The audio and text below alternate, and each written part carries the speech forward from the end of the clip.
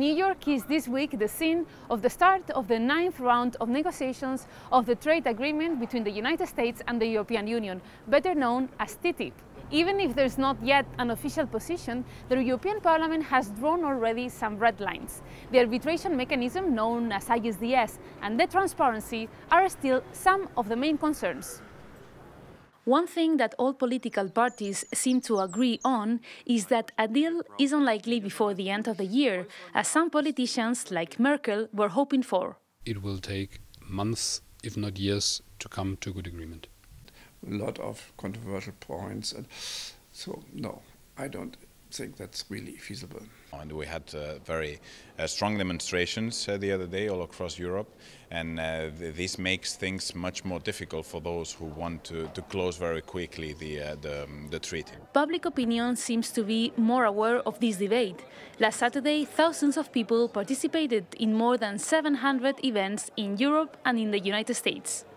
Transparency is still one of the biggest issues. The Commission put in place a reading room where members of the Parliament can read some confidential documents for 2 hours. But some MEPs complain about the conditions of this exercise. Having access to documents after being our pen, our book notes and our mobile phones taken out, and under a permanent control of an official civil servant from the EU institution. And they claim that this is not enough.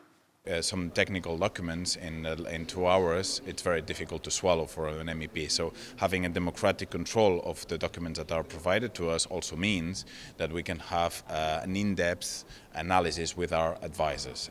The European People's Party insists that more transparency could interfere in the negotiating process. If we make some of those documents public now, there's no need for negotiations anymore. However, they also admit some room for small improvements. I would be happy if we could improve transparency in a way that, for instance, colleagues in Parliament can ask someone from the Commission joining them while they are in the reading room, that if they have questions. Last week, 14 Parliament committees voted opinion reports with almost 900 amendments. Votes made clear one of the strongest red lines, ISDS, an arbitration mechanism between investors and states. A lot of committees voted, for example, against this old-fashioned ISDS instrument. In the Parliament, there's a growing concern about the ISDS. Socialists don't agree with ISDS, but they recognize the need of protecting investors with an alternative mechanism. We oppose ISDS and TTIP, and, as I mentioned before, reflect on an international instrument for investment protection. Ideally, it should be under the roof of WTO. The centre-right, on the other hand, admits some need of reforming the current proposal. Not a light ISDS, no, but I think a more democratic, a more transparent and a more advanced ISDS. We need some revision possibilities, a kind of second court. If someone is not happy with the outcome of the first round, that's of course what we need.